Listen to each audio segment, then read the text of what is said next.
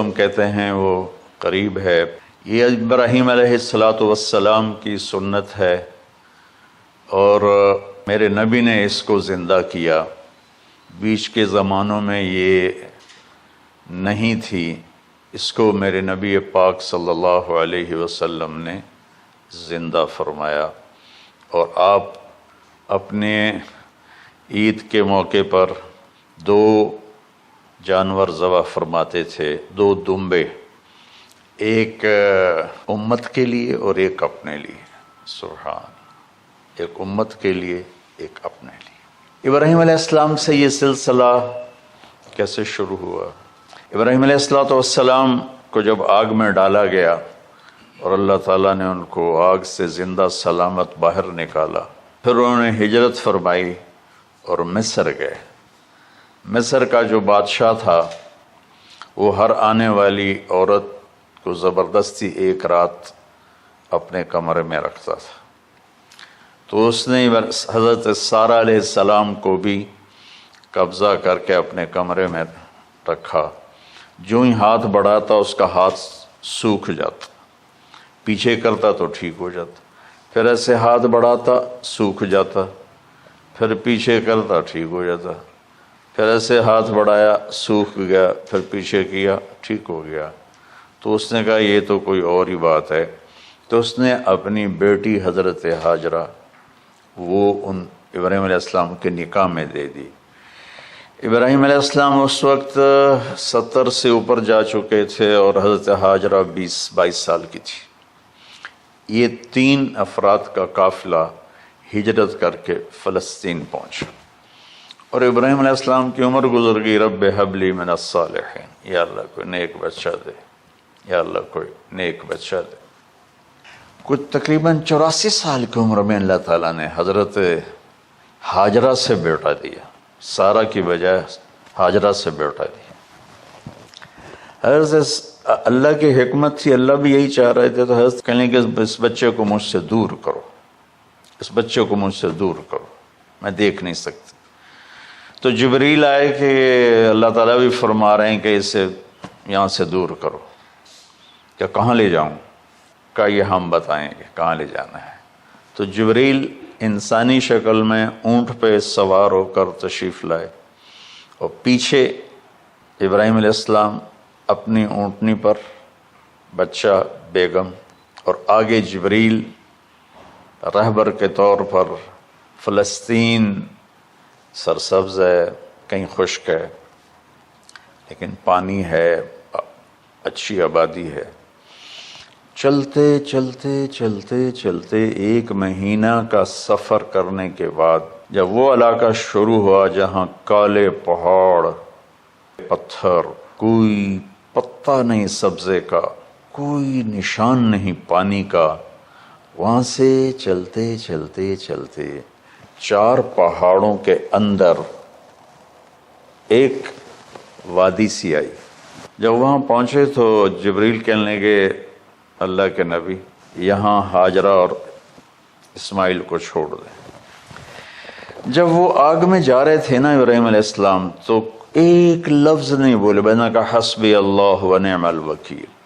لیکن جب جبریل نے کہا یہاں چھوڑ دیں تو ایک دم بولے یہاں کیسے چھوڑ دوں، یہاں تو کچھ بھی نہیں ہے، یہ کیسے رہیں گے؟ کہ یہ آپ کے رب کی منشا ہے، یہاں اللہ کا گھر بنے گا، یہاں اس بچے کی نسل سے ایک آخری نبی پیدا ہوگا جو پورے عالم کو روشن کرے گا، اب چھوڑ دیں۔ تو وہ وہاں 3 دن رہے، ان کے لیے ایک چھپر سا بنایا لکڑیاں کاٹ کے، یا 2 دن رہے یا 1 دن، یہ تو کوئی تحقیق کوئی نہیں ہے، لیکن ایک چھپر سا ان کو بنا کے دیا، ایسے یعنی اس ایک اوپر وہ لکڑیوں کی چھاؤں کر دی اور نیچے ایسے بانس سے گاڑ دیے اور چل پڑے۔ تو حضرت ہاجرہ فرمانے لگے آپ کہاں جا رہے ہیں؟ اتنا بڑا امتحان تھا کہ جواب نہیں دینا، بس چپ کر کے چلو۔ انہوں نے پھر پوچھا آپ مجھے چھوڑ کے کیوں جا رہے ہیں؟ آگے سے خاموشی، چلتے چلتے 3 میل تک وہ اس طرح چلی. جب وہ کدئی پہنچیں تو اس وقت ان کو خیال آیا یہ اللہ کے نبی ہیں، کہیں ان کو اللہ نے نہ کہا ہو. تو ان کا اللہ امرک، کیا آپ کو اللہ نے کہا کہ مجھے چھوڑ دیں؟ کہنے لگے ہاں. یوں کیا، ایک دم ایک نئی ہاجرہ نے جنم لیا. کہ اذن، یوں گردن، اذن لن یضیعنا اللہ، جاؤ پھر میرا اللہ مجھے ضائع نہیں کرے گا. ابراہیم علیہ السلام بوجھل دل کے ساتھ پیدل چل رہے تھے، دونوں میاں بیوی اونٹنی پہ سوار ہوئے، اور وہ اپنے بچے کو گود میں لے کر ایسے کھڑی ان کو دیکھ رہے تھے. یہ کوئی مہینے کے لیے نہیں جا رہے تھے، پتہ نہیں ہے کب واپس آئیں. اج دے بچھڑے قد ملن گے، جانے رب رحمان. دیکھتی رہیں. انہوں نے ایسے پہاڑی کے اوپر چڑھے کہ اونٹ نیچے اتری، تو پھر انہوں نے منہ موڑا اور واپس اس وادی کی طرف چلیں. کیا وقت تھا، صبح تھی، شام تھی. جو ابراہیم علیہ السلام غائب ہوئے تو ایک دم آپ نے اونٹنی کا منہ موڑا ادھر ہی اور کہا ربنا انی اسکنت من ذریت بواد غیر ذی زرع ربنا لیقیموا الصلاۃ. کیا درد ہے، تو جو میرا رب ہے. یہ اللہ نہیں کہا، اللہم نہیں کہا، ربنا. اللہ تو مہربان ہے، اس میں بھی کوئی تیری مہربانی ہوگی، تیری محبت ہوگی، تیری شفقت ہوگی. انی اسکنت من ذریت، میں نے چھوڑ دیا اپنی اولاد کو. یا اللہ میں نے وہاں چھوڑا ہے جہاں نہ پتا ہے، نہ دانا ہے، نہ پانی ہے. تو جان اور یہ جانے. اس درد بھری دعا نے عرش کو بھی ہلا دیا تھا، اور آپ نے منہ موڑا. ایک چھوٹا سی مشکیزہ تھا پانی کا، اس سے گھونٹ گھونٹ پی کے ان کے منہ میں بھی ڈر رہی تھی. اس مشکیزے پر 3 دن گزرے، پانی ختم ہو گیا. کون اس کے لیے کہہ رہا تھا میں پانی لاتا ہوں، کھانا لاتا ہوں. موت تھی دونوں ماں بیٹی کی. تو یہ بے قراری میں صفا مروہ کی دوڑ لگائی. انہیں پتا تھا کچھ نہیں ہے، انہیں معلوم تھا کچھ نہیں ہے، لیکن وہ اس کو تڑپتے دیکھ نہیں پا رہے. وہ بھاگیں، صفا پہ چڑھی، نیچے اتری جہاں وہ ٹیوب لائٹس آتی ہیں، وہاں وہ نیچے ہو گئے اور بچہ غائب ہو گیا. تو دوڑ لگاتے. مصر کی شہزادی اور مکے کے نوکدار پتھروں کے اوپر دوڑ رہی تھی. جب بچہ نظر آیا پھر آہستہ ہو گئی، پھر مروہ پہ چڑھی، پھر صفا پہ چڑھی، پھر مروہ پہ چڑھی، پھر صفا. مجھے لگتا ہے صفا مروہ بھی رو رہے ہوں گے اس وقت، اور مکے کے پہاڑ بھی رو رہے ہوں گے. سورج بھی اس وقت رو رہا ہوگا. آخر وہ مروہ پہ تھک کے گر گئیں.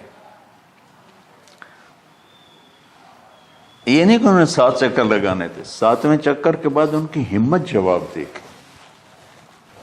وہ گر گئیں اور ان کا جینا چاہا کہ میں بچے کو اپنے سامنے مرتا دیکھوں، اس لیے وہیں گر گئیں کہ میں اتنے مر جاؤں، وہ اتنے مر جاؤں. پھر ایسے حسرت بھری نظروں سے یوں دیکھا، مر گیا کہ نہیں. تو وہاں ایک آدمی کھڑا تھا. پھر مردہ جسم میں پھر جان آ گئی. پھر انہوں نے اپنے آپ کو اٹھایا اور دوڑ لگائی. پہنچی تو آدمی غائب تھا اور پیڑیوں سے پانی نکل رہا تھا. کوئی ابراہیم کا گلہ نہیں، شکوہ نہیں. 7 چکر اور تڑپ اور درد، اس کے بعد پانی کیوں نکالا؟ پہلے کیوں نہیں نکالا؟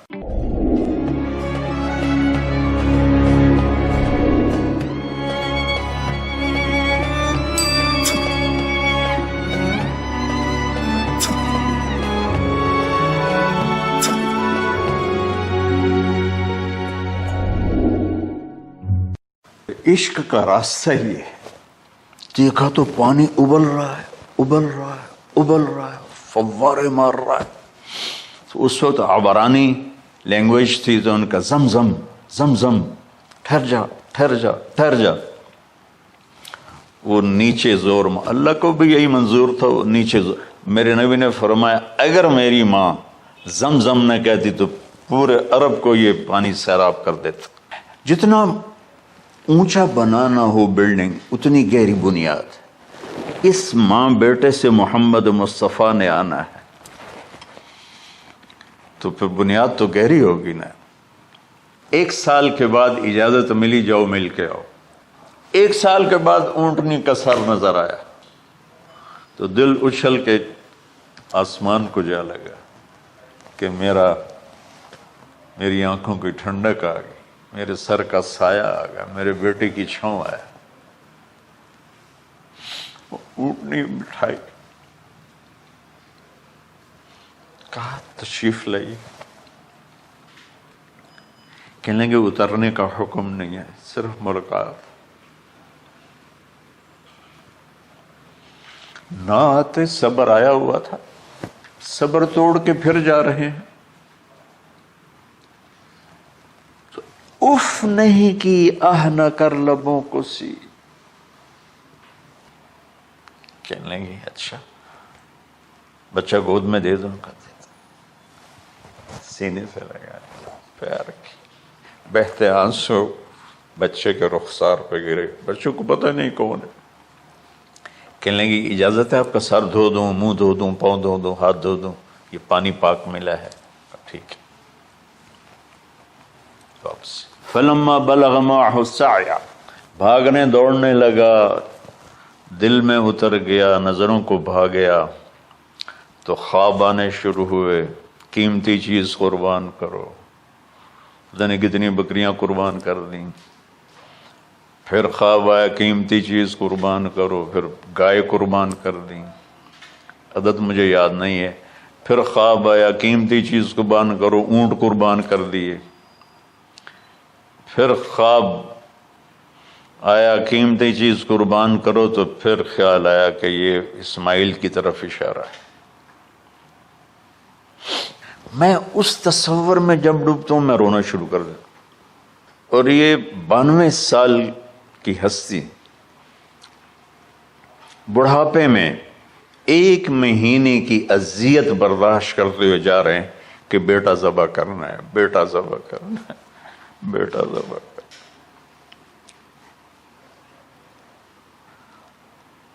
تو وہاں پہنچے تو اب اسماعیل نے جانا ہے کہ یہ ہیں میرے ابا. وہ کیسے لپٹے ہوں گے، کیسے چوما ہوگا، کیسے پیار کیا ہوگا. لیکن کہا کہ بچوں کو تیار کرو، میں اس کو سیر کرانے لے جا رہا ہوں. بڑی خوش ہوئی، ماں بھی بچہ بھی اچھل رہا ہے. اور لے کے پہنچے جمرہ کبریٰ پر. وہ جو شیطان کو 3 جگہ مارتے ہیں تو آخری جگہ وہاں اس وقت ایک تنگ سی جگہ تھی پہاڑوں میں گھری ہوئی. وہاں پہنچے. یا بنیا انی، کوئی شک شبہ والی بات، ارا فی المنام انی اذبحک، میں نے تمہیں ذبح کرنا ہی ہے. انی میں نے تمہیں ذبح کرنا ہے. فانظر ماذا ترى، تیری رائے کیا ہے؟ قربان جاؤں اس ماں پہ جس نے 7-8 سال کے کو کیا ترتیب، کیا تربیت دی. یا ابت افعل ما تؤمر، ابا جی، بابا جی آپ کریں نا، دیر کیوں کر رہے ہیں؟ ستجدنی انشاء اللہ من الصابرین، آپ دیکھیں گے میں آپ کی آزمائش پہ پورا اتروں گا اور اللہ کی آزمائش پر بھی پورا اتروں گا. پھر معصوم ذہن ادھر چلا گیا ماں کی طرف. کہنے لگے ہاں یہ بات تو ہے کہ میری ماں کو بڑی تکلیف ہوگی. تو اس لیے نا اپنا کرتا اتارا. کہا بابا جی یہ کرتا آپ میری ماں کو دے دیں، وہ جب مجھے یاد کرے گی میرا کرتا دیکھ لے. اور آپ نے مجھے یہیں دفن کرنا ہے، ادھر نہیں لے جانا. اور آپ بھی احتیاط کریں، مجھے الٹا الٹائیں، طلّہ للجبین، میرا سر زمین پہ لگائیں، گردن نہیں، تاکہ آپ کو تکلیف نہ ہو مجھے دیکھ کر۔ جیسے ابراہیم علیہ السلام کا تصور کر کے میری چیخیں نکل کہ انہوں نے جب ان کی کمر پہ گوڈا رکھا ہوگا یوں کر کے، ہاتھ باندھے، پاؤں باندھے، اور سر کے بال یوں اٹھا کے یہاں لائے ہوں گے سر کو، اور چھری یہاں رکھی ہوگی، کیا کیفیت ہو؟ تو یوں آسمان کو دیکھ کر کہ یا اللہ، کیا تم مجھ سے ناراض ہو گیا کہ میرے دل میں اسماعیل زیادہ اتر گیا ہے؟ یا اللہ ایسا کبھی نہیں ہے، یا اللہ یہ میرا کوئی امتحان تو لے رہا ہے، یا اللہ تیرے پر سب کچھ قربان ہے، اور یوں چلائی، اور اللہ تعالیٰ نے چھری کی کیا حیثیت ہے، اس نے چلنے سے انکار کر دیا، پھر چلائی، پھر چلائی۔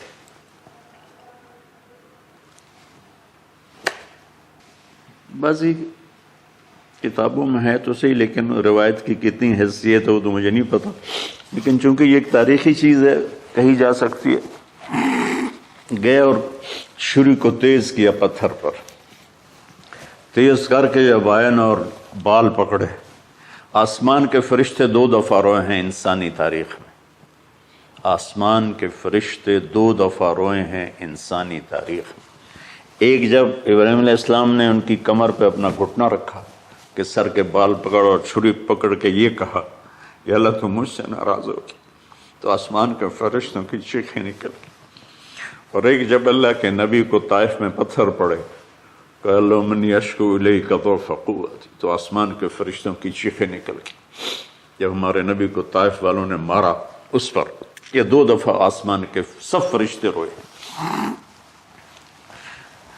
تو پھر اللہ نے کہا بس، نادیناہ ان یا ابراہیم قد صدقت الرؤیا انا کذلک نجزی المحسنین، ابراہیم تو پاس ہو گیا ہے۔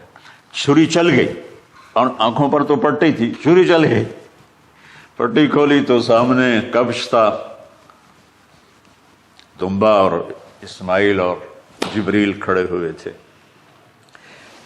یہ جانور کی قربانی ایک علامت ہے، اس قربانی سے ایک پیغام ہے کہ اپنے غلط جذبات کو اللہ پر قربان کر دو۔ ہم سے اللہ نہیں کہہ رہا بچے قربان کرو، ہم سے کہہ رہا غلط جذبات قربان کرو، اپنے جذبات کو دبا دو جو تمہیں اللہ اس کے رسول سے دور کرتے ہیں، ان پر چھری چلاؤ، جو اللہ اس کا محبوب کہتا ہے ان کو کرنے کے لیے بھی اپنے جذبات پہ